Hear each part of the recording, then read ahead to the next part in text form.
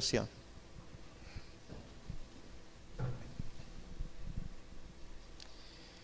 Querido Padre que estás en el cielo, te damos gracias por esta hermosa tarde que nos das, ya próxima a terminar el día del Señor, con lo cual queremos pedir que vengas a acompañarnos en el estudio de la palabra, que guíes los pensamientos, la exposición, lo pedimos y agradecemos en el nombre de Jesús. Amén.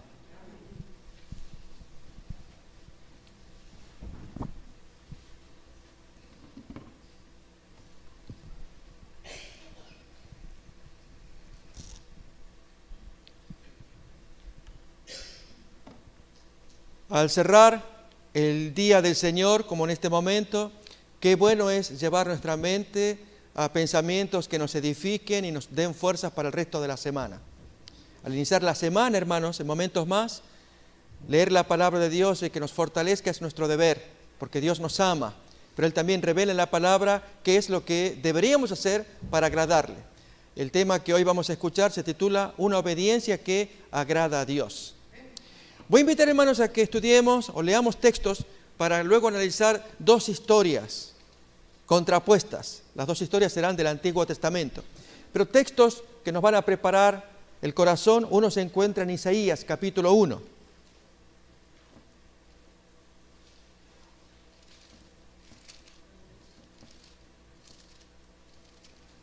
Los tres textos hablan de lo mismo, solamente que en algún caso con algún más rico matiz. Isaías capítulo 1, versículos 2 y 3. Oíd cielos y escucha tu tierra, porque habla Jehová. Crié hijos y los engrandecí, y ellos se rebelaron contra mí. El buey conoce a su dueño, y el asno el pesebre de su señor. Israel no entiende, mi pueblo no tiene conocimiento. Miramos en este texto que el Señor hace una comparación con los animales, diciendo que los animales son muy fieles a sus amos. Cuanto más cuando escuchamos historias de animalitos como el perro, un fiel amigo del hombre. Y cuando se cuentan historias de estos animales que a veces desaparecen cuando el dueño falleció. ¿Y dónde se los encuentra? ¿Dónde suelen estar? En el cementerio. Ha habido casos así, hasta incluso leí uno de 7 años permaneció este animalito allí. Una pariente del fallecido pues traía el animal para traerlo a comer. Y no obstante desaparecía, aparecía allí encima del túmulo, del ataúd, de donde estaba su amo fallecido. Segundo texto, hermanos, voy a invitar a que abramos en Jeremías capítulo 8.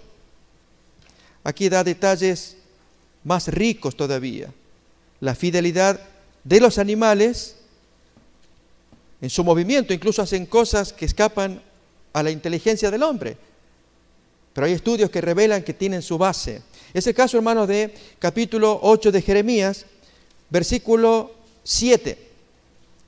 Aún la cigüeña en el cielo conoce su tiempo, y la tórtola y la grulla y la golondrina guardan el tiempo de su venida. Pero mi pueblo no conoce el juicio de Jehová. Qué terrible, hermanos, que el Señor se exprese de esta manera. En el Nuevo Testamento Jesús habla en términos similares, en un texto de memoria nada más, Mateo 16. Ustedes cuando dicen que el cielo tiene arreboles y que arreboles rojizos, colores que de acuerdo a esto viene la tempestad o el buen tiempo. Y sin embargo las señales de los tiempos no disciernen. En el caso de los animales, que ellos puedan conocer su tiempo. Es el caso, hermanos, de la migración de las aves. Es un caso estupendo. Cómo para cierto periodo del tiempo del año tal especie de ave desaparece de su hábitat y se va a vivir en el otro lado del mundo. Estudios han revelado que estos animales están buscando el calor y cuando llega el frío, ellos saben allí, se van exactamente al otro extremo opuesto. Del hemisferio norte se van al sur, allí depositan sus huevos en tiempo de calor. Nacen sus polluelos y luego todos emigran ya cuando va cambiando la temperatura y vuelven así a su lugar de origen. Pero hay otras cosas raras incluso con los animales también, no solamente el tiempo de la reproducción. En algunos casos se han hecho estudios para saber por qué el animal se comporta de un modo tan extraño a diferente de otros animales. El texto acá nos dice que el animal conoce su tiempo, pero ustedes no conocen su tiempo. Los juicios de Dios, es como Dios se expresa de estos israelitas. Pero fíjense, hermanos, más grave es el comportamiento de aquel a quien se le llama la atención y él dice, ¿por qué me hablas así? Esto aparece en Malaquías capítulo 1, lo mismo también.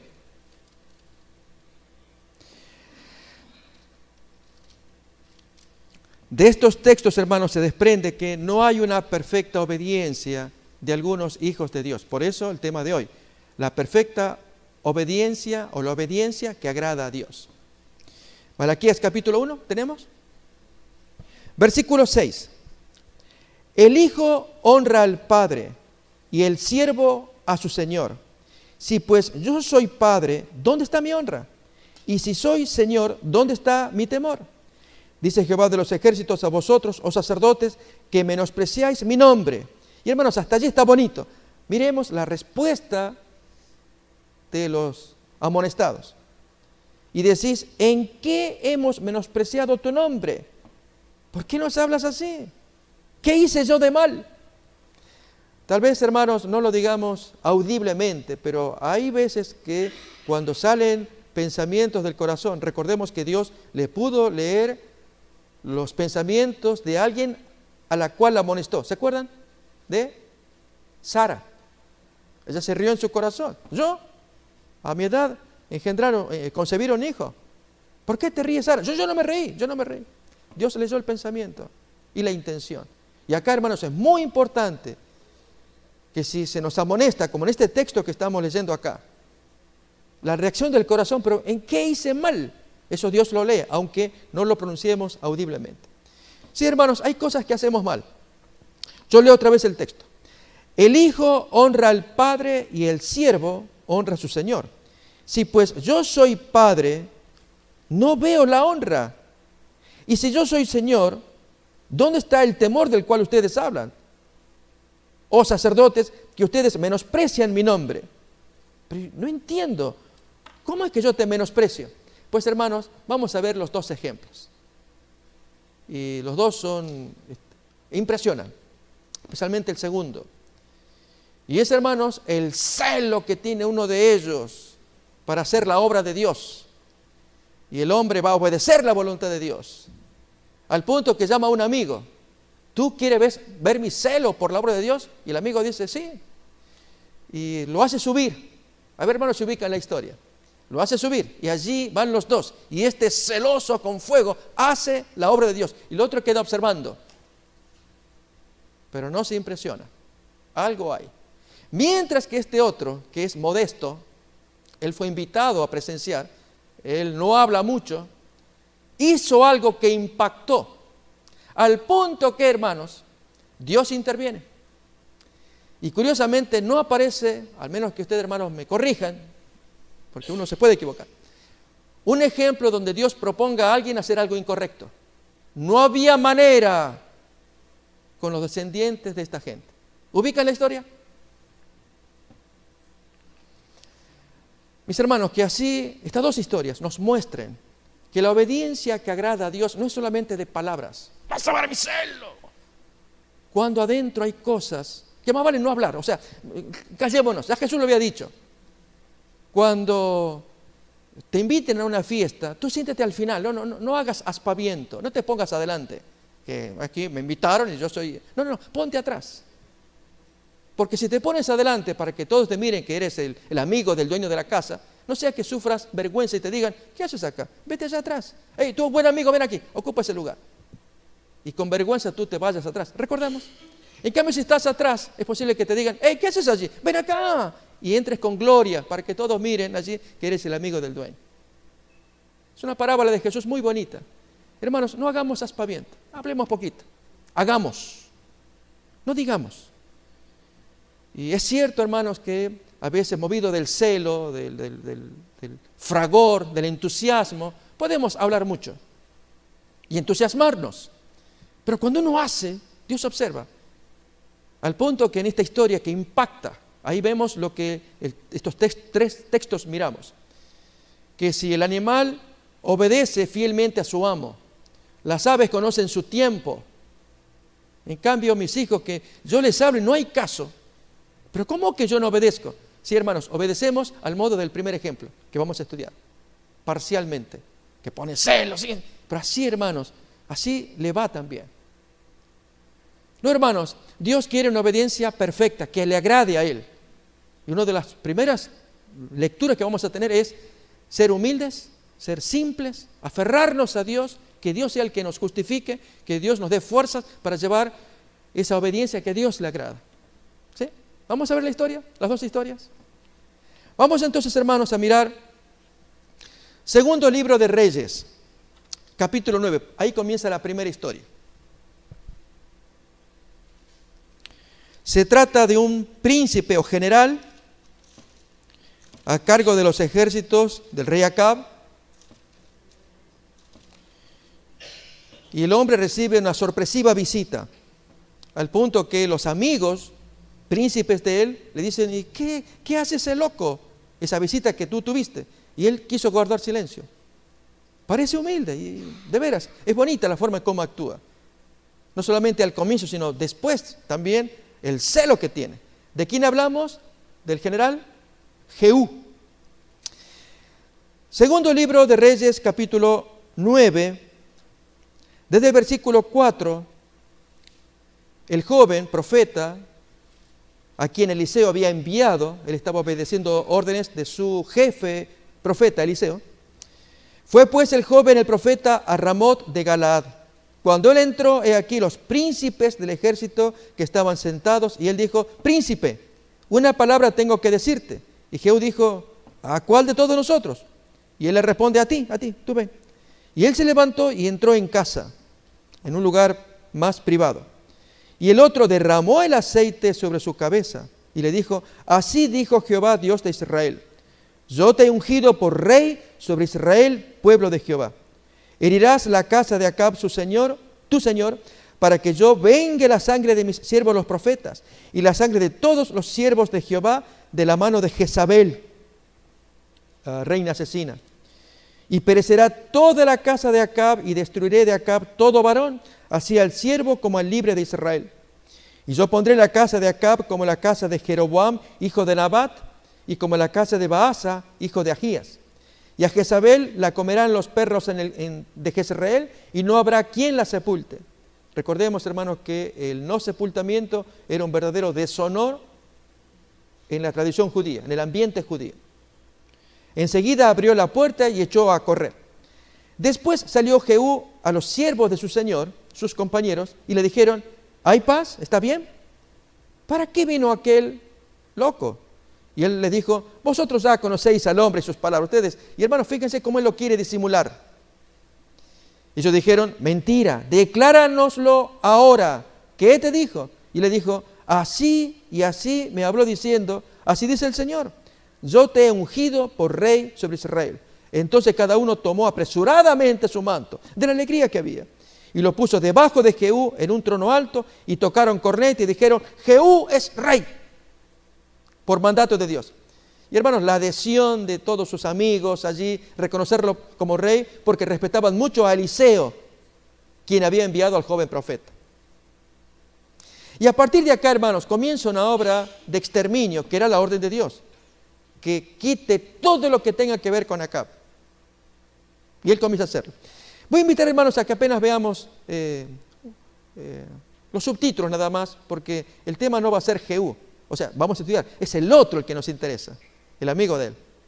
Ese sí, vale la pena detenernos un poco. Así que, allí en sus Biblias seguramente tendrán algún subtítulo desde el versículo 14, que dice: Jehú mata a Joram, y comienza a exterminar entonces al hijo del rey. Desde el versículo 27, Jehú mata a Ocosías, otro hijo del rey también. Desde el versículo 30 cuenta la historia de la muerte de Jezabel, también la va a matar. Y así, hermanos, comienza el exterminio. Todo el resto del capítulo 9, del versículo 14 en adelante, es cumplir la orden de Dios, quitar a esa gente, Acab, Jezabel y su familia, que habían sido un oprobio, una maldición por el gobierno y todas las abominaciones que ellos habían traído a Israel. Capítulo 10. Ahí tenemos un subtítulo quizás en las Biblias: Jehú extermina la casa de Acab. Sigue el proceso de limpieza, diríamos nosotros. Pero vamos a detenernos en el versículo 14 en adelante. Entonces él dijo: prendedlos vivos. Ahí es el clímax de esta porción, donde va, reitero, a exterminar. No cabe ahora el tiempo de explicar por qué el exterminio. Conocemos, hermano, la historia de Acab y Jezabel, y llegó al final de su historia. Dios tenía que actuar, y lo hizo por medio de este general, Jehú, que va a ser luego el nuevo rey. Versículo 14. Entonces les dice: prendedlos vivos. Y después que los tomaron vivos, los degollaron, eran los sacerdotes de Baal, junto al pozo de la casa de Esquileo, 42 varones, sin dejar ninguno de ellos. Yéndose luego de allí, se encontró con un amigo, y de este un poquito más ya vamos a estudiar, Jonadab, hijo de Recab. Y después que lo hubo saludado, le dice: ¿es recto tu corazón como el mío es recto con el tuyo? Y Jonadab dice: lo es. Pues que lo es, dame la mano. Y le dio la mano. Y luego lo hizo subir consigo en el carro. Y le dijo: ven conmigo y verás mi celo por Jehová. Lo pusieron pues en el carro. Y allí van los dos. Uno con celo que quemaba por orden de Dios. El otro guardando silencio. Observando nada más. Leemos la historia, hermano, porque está muy bonito la actitud de Jonadab. No va a aparecer hasta en unos versículos más tarde. Jehú es el protagonista ahora. Hace mucho, por obedecer el mandato de Dios, pero habla mucho también. Y esa es la lección que tenemos que aprender, hermanos. Si vamos a imitar, no nos impactemos con Jehú, impactémonos con el otro. Ya vamos a ver por qué. Versículo 17. Y luego que Jehú hubo llegado a Samaria, mató a todos los que habían quedado de Acab en Samaria, hasta exterminarlos, conforme a la palabra de Jehová que había hablado por Elías. Recordemos, hermanos, que Dios le había dicho a Elías, esto aparece en 2 de Reyes capítulo 9, y luego por Eliseo. Era una orden de parte de Dios. Esa familia tenía que desaparecer de la tierra. Versículo 18, después reunió Jehú a todo el pueblo y les dijo: Acab sirvió poco a Baal, mas Jehú lo servirá mucho, y lo hizo con engaño. Llamadme pues a todos los profetas de Baal, a todos sus siervos y a todos sus sacerdotes, que no falte uno, porque tengo un gran sacrificio para Baal. Cualquiera que faltare no vivirá. Esto hacía Jehú con astucia para exterminar a los que honraban a Baal, es decir, a los profetas falsos. Y dijo Jehú: santificad un día solemne a Baal. Y ellos convocaron. Y envió Jehú por todo Israel, y vinieron todos los siervos de Baal, de tal manera que no hubo ninguno que no viniese. Y entraron en el templo de Baal, y el templo de Baal se llenó de extremo a extremo. Ignorando esta gente que Jehú ya había dado muerte a los reyes. Él se fue a Samaria. Entonces ahí urdió ese plan. Versículo 22. Entonces dijo el que tenía el cargo de las vestiduras: saca vestiduras para todos los siervos de Baal. Y él les sacó vestiduras. Y entró Jehú con Jonadab, hijo de Recab, así que lo traía de amigo, para que observe, de testigo, en el templo de Baal. Y dijo a los siervos de Baal: mirad y ved que no haya aquí entre vosotros alguno de los siervos de Jehová, sino quiero solamente los de Baal. Y cuando ellos entraron para hacer sacrificios y holocaustos, Jehú puso fuera a 80 hombres y les dijo: cualquiera que dejare vivo a alguno de aquellos hombres que yo he puesto en vuestras manos, su vida será por la del otro. O tú lo matas, y si él se escapa, yo te mato a ti. Terrible, hermano, una orden muy grave. Vida por vida. Si tú quieres que yo no te mate, ok, deshazte de toda esa gente. Así les habló a estos 80 que iban a trabajar. Es terrible, hermanos, una historia que lógicamente no hemos escuchado una introducción de Acab y Jezabel, porque la historia la conocemos. Lo que nos importa es la obediencia de uno y de otro. Y la de Jehú impresiona, porque él es celoso y tiene el amigo de testigo, Jonadab. La pregunta es si impresiona. Ya vamos a ver si impresiona. Muy bien, seguimos. Versículo 25. Y después que acabaron ellos de hacer el holocausto, Jehú dijo a los de su guardia y a los capitanes: entrad y matadlos, que no escape ninguno, y los mataron a espada y los dejaron tendidos, los de la guardia y los capitanes. Y fueron hasta el lugar santo del templo de Baal y sacaron las estatuas del templo de Baal y las quemaron. Y quebraron la estatua de Baal y derribaron el templo de Baal y lo convirtieron en letrinas hasta hoy. Así exterminó Jehú a Baal de Israel. Hermanos, cumplió la voluntad de Dios. Pero lo que viene ahora es el problema. Y esta es la primera gran lección que tenemos que aprender, hermanos, de Jehú. Y es cuando obedecemos a medias. Así nos va también. Versículo 29. Con todo eso, Jehú no se apartó de los pecados de Jeroboam, hijo de Nabat. Recuerden que fue el primer rey de Israel, que hizo pecar a Israel. Y dejó en pie los becerros de oro que estaban en Betel y en Dan. O sea, eso no exterminó. Exterminó otras estatuas del culto. Exterminó a Baal, que salga Baal. Pero aquello que representaba a Jehová, ¿recuerdan el invento que hizo Jeroboam? Esto aparece en 1 de Reyes 12. Cuando él dijo, ya bastante hay con que hemos ido a Jerusalén. Ahora tienen nuevos lugares de culto y estatuas que representan a Jehová. Y sacerdotes que no son de Leví, que nos van a servir también. ¿Sí? Y hermanos, como era de Jehová, él no lo tocó. Y había que sacar todo lo que no esté conforme a la ley de Moisés. Miremos lo que pasó. Final del versículo 29. Y dejó en pie los becerros de oro que estaban en Betel y en Dan. Y Jehová dijo a Jehú. Ahora viene, hermanos, la sentencia de parte del Señor. Por esa obediencia a medias. Hermanos, recordemos que Dios quiere plena obediencia, una plena entrega. Él quiere todo el corazón de nuestra parte. ¿Y cuántas veces no reflexionamos? Por esto estas historias. Dios quiere que nos entreguemos totalmente. Como escuchamos en la mañana, una renuncia. El que quiere ser mi discípulo, renuncie, entréguese. Y Dios va a ir guiando. Acá dice, versículo 30.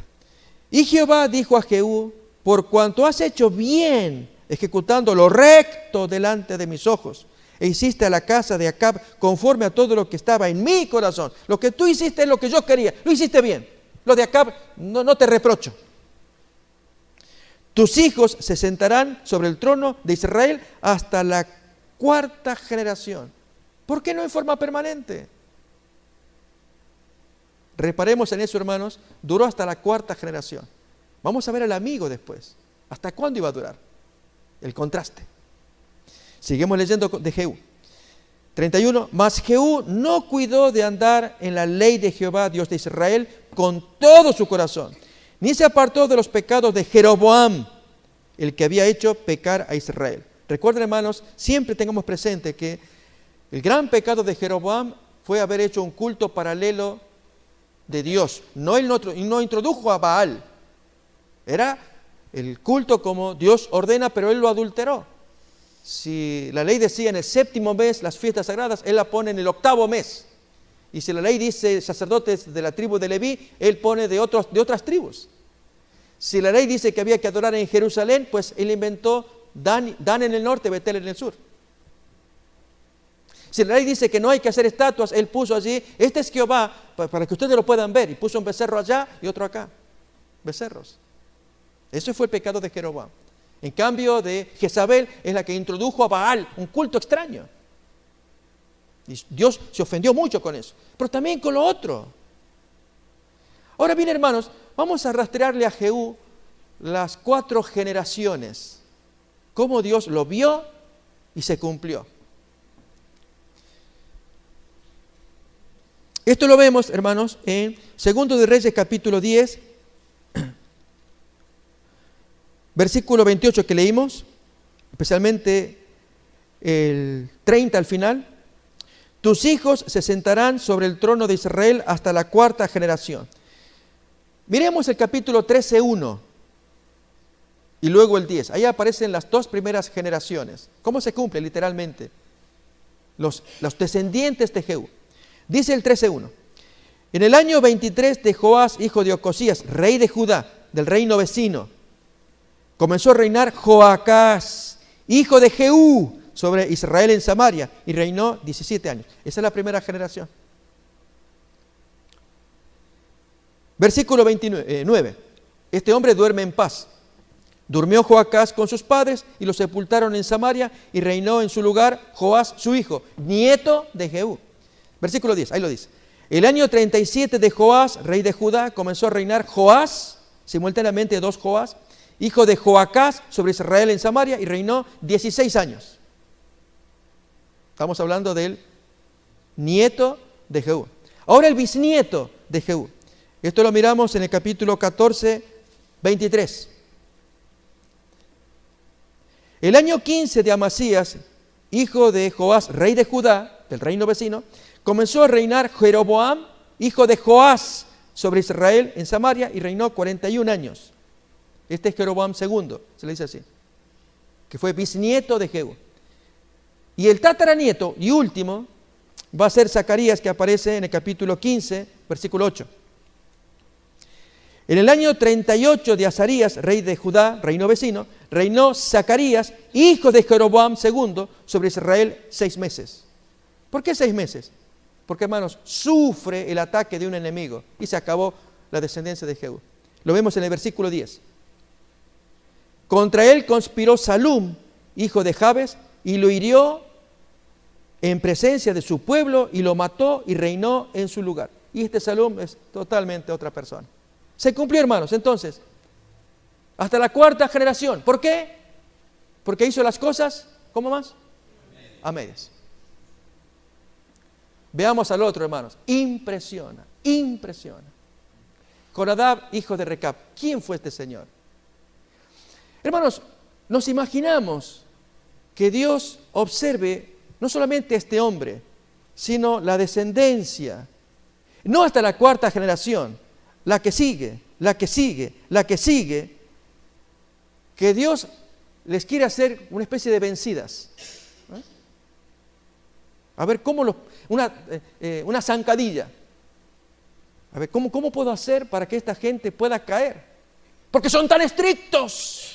Y que la dan, y que la dan, y no hay manera, hermanos, no hay manera. Al punto que Dios se siente tan conmovido que dice, yo esa gente la quiero tener siempre conmigo como un modelo.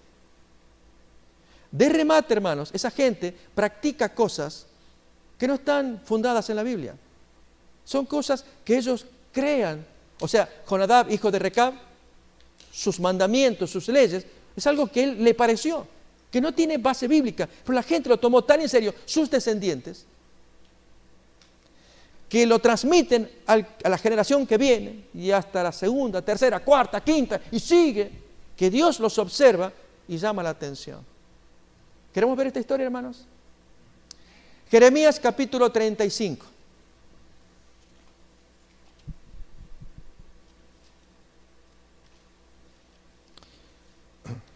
Este Jonadab, hijo de Recab, hermanos, tiene parentesco pagano. De paso, qué cosa curiosa. Así como pasó con Ebed-Melech, etíope. Esto aparece en Jeremías 39. Al cual Dios lo va a premiar porque fue el único extranjero que tomó interés en un siervo de Dios. Porque todos los del pueblo de Dios, Sedequías en particular, que era el último rey, y sus cortesanos, lo hundían, que estuvo en el cieno, en una cárcel. Y este hombre tan pobre, Jeremías, sufriendo, y nadie se compadecía, excepto un extranjero, Ebed-Melech. Así, hermanos, pasa con este Jonadab. Viene de ascendencia extranjera. Cuidémonos, hermanos, que no llegue a pasar algo así, que creemos que en el pueblo de Dios, cuánta gente que no es del pueblo de Dios, tiene sentimientos que agradan a Dios. Es tremendo. Por algo Jesús contó la parábola, ¿cuál? La del buen samaritano. Y cómo ofendió el oído de los israelitas.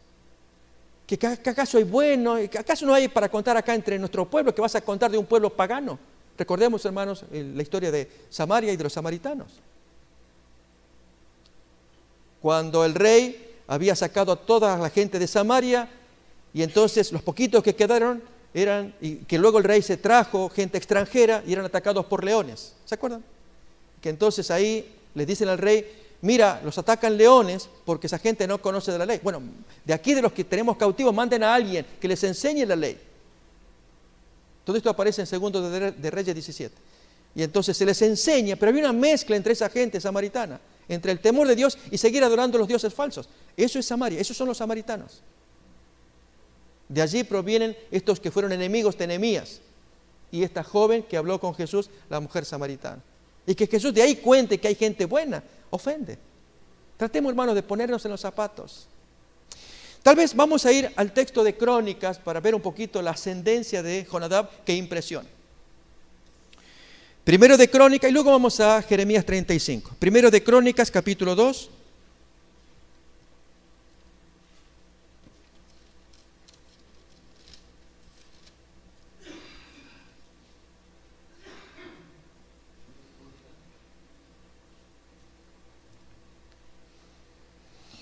Versículo 55. Primero de Crónicas 2:55. Y las familias de los escribas que moraban en Jabes fueron los tirateos, los simeateos y los sucateos, los cuales son los ceneos que vinieron de Hamat, padre de la casa de Recab. De ahí proviene Jonadab, hijo de Recab. Vamos entonces, hermanos, a Jeremías 35 y nos detenemos allí en la lectura de todo el capítulo. Precioso es. Especialmente el clímax al final, en la última parte del capítulo. Ahí está precioso. Leemos Jeremías 35, versículo 1. Palabra de Jehová que vino a Jeremías en días de Joacim, hijo de Josías, rey de Judá. Esto es año 605 a.C., poquito antes del asolamiento de Nabucodonosor cuando toma preso a Daniel. Ve a casa de los recabitas y habla con ellos e introdúcelos en la casa de Jehová en uno de los aposentos y dales a beber vino. A ver, hermanos, Dios le pide al profeta Jeremías, ve a esa gente, habla con ellos, invítalos, que vengan aquí al templo, en uno de los aposentos, tal vez el cuarto de las diaconisas, allí o en el cuarto de los diáconos, pero métemelos ahí. Lógicamente me preparas las tazas y también me traes vino. Esa es propuesta de Dios. Tomé entonces a Hazanías, hijo de Jeremías, hijo de Abasinías, a sus hermanos, a todos sus hijos y a toda la familia de los recabitas, y los llevé a la casa de Jehová, al aposento de los hijos de Hanán, hijo de Igdalías, varón de Dios, el cual estaba junto al aposento de los príncipes, que estaba sobre el aposento de Maasías, hijo de Salum, guarda de la puerta. El templo era grande, por cierto. Y puse delante de los hijos de la familia de los recabitas tazas y copas llenas de vino. Y les dije, ok, bebed vino. Pero ellos dijeron, no beberemos vino, porque Jonadab, hijo de Recab, nuestro padre, nos ordenó diciendo, no beberéis jamás vino, vosotros ni vuestros hijos, ni edificaréis casa. Y aquí, hermanos, comienzan esos mandamientos que son extraños. Porque el hecho de no tomar vino es muy razonable, ya era voto de los nazareos. Solo que esta gente no era nazarea. ¿Recuerdan aquellos que se dejaban crecer el pelo? Números capítulo 6. Sansón fue uno, Juan Bautista. Y entonces ellos no debían tomar vino, nada. Pero estos no eran nazareos. Era gente que escucharon la orden de su padre o antecesor, Jonadab, hijo de Recab, que fue el testigo ocular del celo de Jehú. La pregunta es, ¿se impresionó? Porque, hermanos, va a dar mandamientos que no los vemos en la ley de Moisés. O sea, algo que a él se le ocurrió. Pero fue tan estricto en lo que él enseñó. Y los descendientes lo hacían. A ver, leemos. Versículo 7. Acá, hermanos, miren si está lógico o no. Hay mandamientos que están buenos, otros que uno los puede discutir. Mandamientos humanos. No edificaréis casa. Ellos eran nómades, vivían en carpas. No sembraréis sementera. Ellos, por lo tanto, no eran agricultores, no iban a sembrar. No plantaréis viña, ok, se entiende. ni la retendréis, sino que moraréis en tiendas todos vuestros días, para que viváis muchos días sobre la faz de la tierra donde vosotros habitáis. Fue lo que dijo Jonadab, hijo de Recab. Y nosotros hemos obedecido a la voz de nuestro padre Jonadab, hijo de Recab, en todas las cosas que nos mandó, de no beber vino en todos nuestros días, ni nosotros, ni nuestras mujeres, ni nuestros hijos, ni nuestras hijas, y de no edificar casas para nuestra morada, y de no tener viña, ni heredad, ni sementera. Moramos pues en tiendas, y hemos obedecido y hecho conforme a todas las cosas que nos mandó Jonadab, nuestro padre. Sucedió, no obstante, que cuando Nabucodonosor, rey de Babilonia, subió a la tierra, dijimos: venid y ocultémonos en Jerusalén de la presencia del ejército de los caldeos y de la presencia del ejército de los de Siria, y en Jerusalén nos quedamos. Y vino palabra de Jehová a Jeremías. Y acá, hermanos, son palabras que emocionan, porque es Dios el que habla. Y cómo Dios va a ponderar a un pueblo, a una familia tan especial, que practican cosas que, hermanos, ni Dios había mandado, pero que no eran malas. ¿Sí? Leemos. Versículo 13. Así ha dicho Jehová de los ejércitos, Dios de Israel: ve y di a los varones de Judá y a los moradores de Jerusalén: no aprenderéis a obedecer mis palabras, dice Jehová.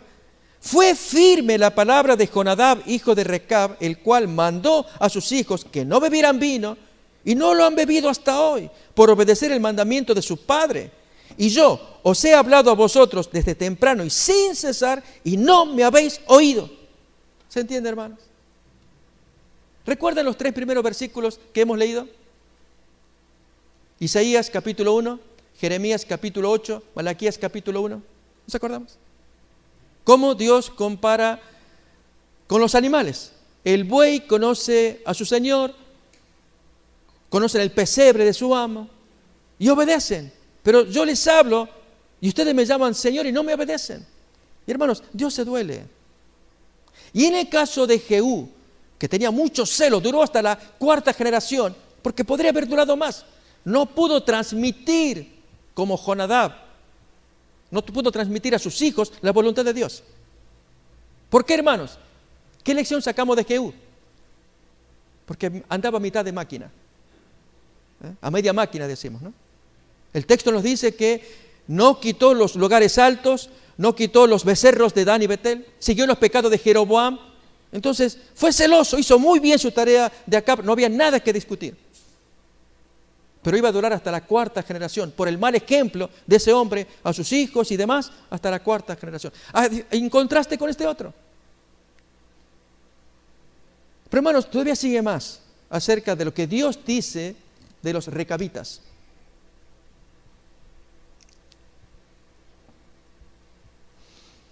Versículo 15.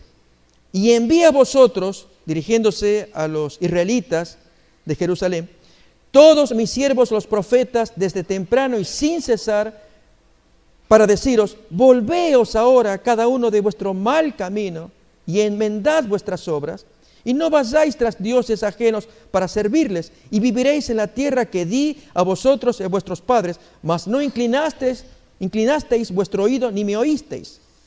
Ciertamente los hijos de Jonadab, hijo de Recab, tuvieron por firme el mandamiento que les dio su padre. Pero este pueblo no me ha obedecido. Por lo tanto, así dice Jehová, Dios de los ejércitos, Dios de Israel: he aquí, traeré yo sobre Judá y sobre todos los moradores de Jerusalén todo el mal que contra ellos he hablado, porque les hablé y no oyeron, los llamé y no han respondido. Y hermanos, Dios no falló a su palabra y a su promesa, e incluso su amenaza también.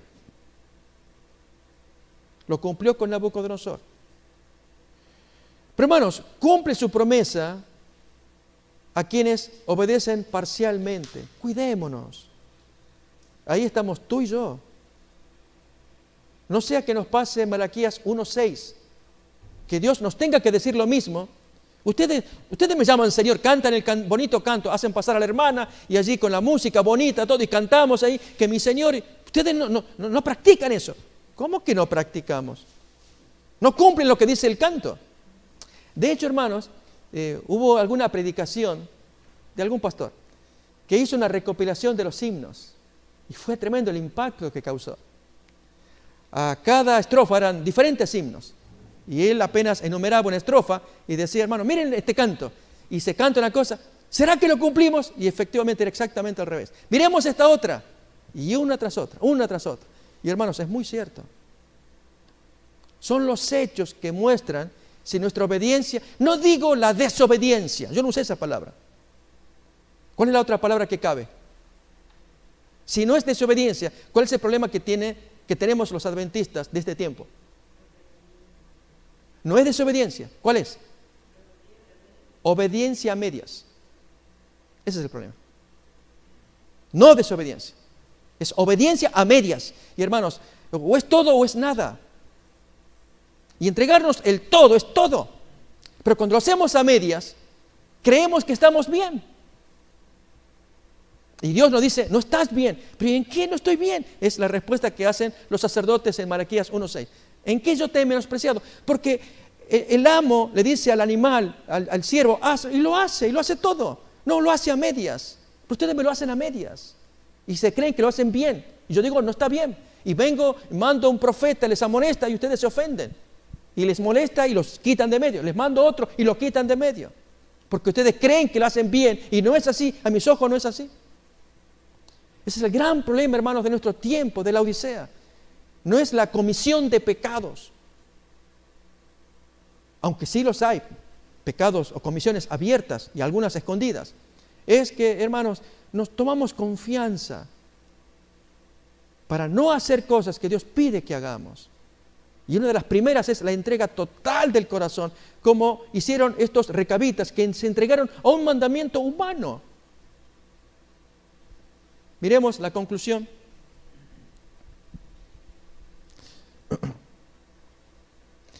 Versículo 16 otra vez en adelante. Ciertamente los hijos de Jonadab, hijo de Recab, tuvieron por firme el mandamiento que les dio su padre, pero este pueblo no me ha obedecido. Por tanto, así ha dicho Jehová, Dios de los ejércitos, Dios de Israel, he aquí traeré yo sobre Judá y sobre todos los moradores de Jerusalén todo el mal que contra ellos he hablado. Porque les hablé y no oyeron, los llamé y no han respondido. Y dijo Jeremías a la familia de los recabitas, así ha dicho Jehová de los ejércitos, Dios de Israel, por cuanto obedecisteis al mandamiento de Jonadab, vuestro padre, y guardasteis todos sus mandamientos, e hicisteis conforme a todas las cosas que os mandó. Por tanto, así ha dicho Jehová, Dios de los ejércitos, Dios de Israel. Y esta es la sentencia final, hermanos, de parte de Dios a esa gente. ¿Cuál es? No faltará de Jonadab, hijo de Recab, un varón que esté en mi presencia todos los días. Va a ser un modelo para mí. Es el ejemplo que yo quiero para poder enseñarles a todos. Y para colmo, algo extraño. Pero fueron firmes. Y yo lo voy a tomar. ¿Saben, hermanos? Buscamos en diccionarios bíblicos los recabitas y existen todavía. Hay artículos buenos donde mencionan que son muy pocos, pero existen, están viviendo bien, así como antiguamente, en las tiendas. Ellos no siembran, viven de la forma en cómo viven. Y Dios dijo, se van a quedar todos los días, van a estar delante de mí. Hermanos, esa obediencia que agrada a Dios, la entrega del corazón, va primeramente por ese lado, no la obediencia en sí. Bueno, ¿qué quiere Dios? A ver, está bien, si no está conforme, dígame qué es lo que quiere. No, no es eso, hermanos. A veces pensamos que va por ahí. Ok, si entonces yo le di 8, voy a ver si doy 11 ahora, porque veo que me falta la medida que Él quiere. No sé, no es eso, hermanos, es la entrega. Es el caso de esos recabitas para con Jonadab. Hermanos, ¿acaso lo hacen porque era una obligación? Había un pacto. A ver, pongámonos en los zapatos de los recabitas, pongámonos en la mente de ellos. Quizá nos cueste si pensamos, por ejemplo, comunidades que no son como las nuestras, como los gitanos. Ellos tienen un estilo de vida, una forma de comportamiento distinto. Pensemos en los Amish o menonitas, se les llamamos en Argentina, una comunidad parecida. Viven distinto de nosotros, pero ellos asumen un compromiso. Y nadie los va a juzgar o condenar. De hecho, hermanos, entre esta comunidad Amish pasan cosas muy bonitas. Una de ellas fue el dramático suceso producido en la década del 2000 que está narrado en una película que conocemos todos seguramente. El perdón de Amish, o la gracia de los Amish, algo así se titula. El poder del perdón, gracias. Que recomiendo, hermanos, que lo miremos. Cuento que yo llamé a alguien que tiene dolor en su corazón para que viera la película. Y la persona pues dijo, no, ya veo el argumento. Y es que en medio de un asesinato que un individuo produjo entre los niños, el dolor de la comunidad, de una locura, el papá de la niña Amish, la mamá de 2 niñas, la mamá de otras y así varias, se reúnen para tomar un acuerdo. Y era dar el perdón a quienes participaron. Como había sido muerto el señor, quedaba la esposa viuda, que no era de la comunidad, era vecina, y ella tenía mucho odio por lo que hizo el marido. ¿Y por qué esa gente, pobrecitos? Y la comunidad viene, esa gente, los papás, a hablar con ella, para decirle, hemos perdonado. ¿Cómo que perdonan? Y la mujer se conmueve. Yo no puedo perdonar, a mi marido no lo puedo perdonar. Muy bonita la trama, un hecho real. Mis hermanos, hay comunidades, conté esta como ejemplo, de los recabitas que tienen su conducta. Pero a veces nos dejan lecciones. Y si los Amish tendrán su forma de moverse, de comer, de usar los medios actuales. Ellos no usan los medios que tenemos nosotros, televisión o cosas así. Sin embargo, tienen pactos entre ellos que vale la pena escuchar. Ese es uno. Uno de los pactos que tienen ellos es siempre perdonar, pase lo que pase, siempre perdonar. Hermanos, nosotros que vivimos en este mundo, tenemos que hacer un pacto, pero un pacto con el Señor, de revelar la luz que Dios nos dio. Y si Jesús nos dice, yo quiero que el mundo los conozca porque ustedes se aman entre ustedes, en esto conocerán que son mis discípulos, si se tienen amor uno al otro. Y amarnos, hermanos, es perdonarnos, es aceptarnos, comprendernos, apoyarnos, ayudarnos, para que la gente que nos mire, si ellos se impactan viendo los Amish o cualquier otra comunidad, al vernos a nosotros que nos amamos, pues ¿de dónde sacan eso ustedes? Yo no puedo menos, hermanos, que decir acá, nos acompaña un querido joven que está aquí, es la primera vez que está acá, y quiero expresarle el cariño especial que le vamos a tributar. ¿Tu nombre es? René. Hermanos, yo les invito a que a la salida allí, a René, ahora está con Gladys, él, le tributemos lo que sentimos porque ustedes lo sienten. Solamente que quizás no lo sabíamos, lo sabemos ahora.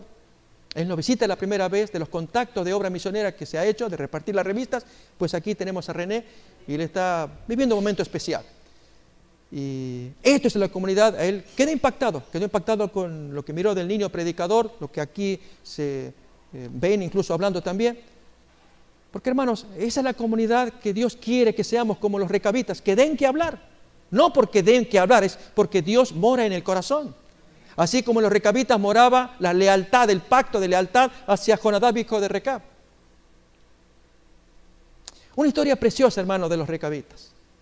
Si Dios mismo los tentó, suena raro, ¿no?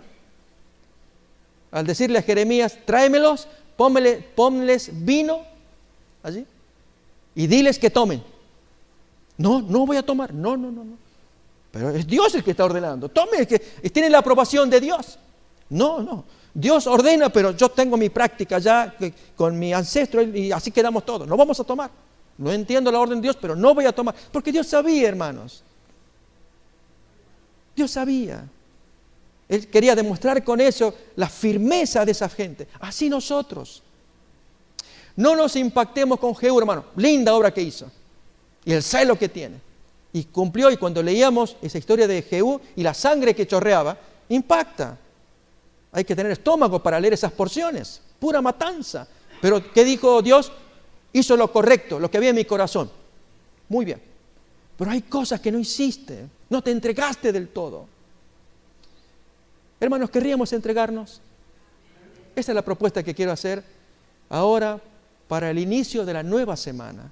Es así, hermanos, como tenemos que arrancar la nueva semana, haciendo un pacto solemne con nuestro Dios, para que entonces se produzca una obediencia que agrade al Señor. no a medias, mucho menos desobediencia, sino una obediencia de entrega, de un pacto, y que Dios vaya produciendo cosas en el corazón, cambios, de modo que se la transmitamos a los que nos rodean, a nuestros hijos, y ellos a los que vengan, así como la familia de Jonadab, la transmiten a sus generaciones. Y que Dios quede allí, hermanos, mirando a esa gente. El texto impacta, no sé a ustedes, pero que Dios hable de la forma en cómo habla de los recabitas. Y que lo utilice como modelo para amonestar a sus hijos, los israelitas, los judíos, que luego fueron destruidos. Es para reflexionar. Así que, hermanos, voy a invitar a que nos pongamos en pie, vamos a entonar un canto especial. Voy a pedir también a Claudia que entonemos un canto a nuestro Dios, por el día del Señor, pero mucho más por nuestra lealtad a Dios. Y juntos tendremos una oración final que la haremos de rodillas, pasando todos luego aquí al frente.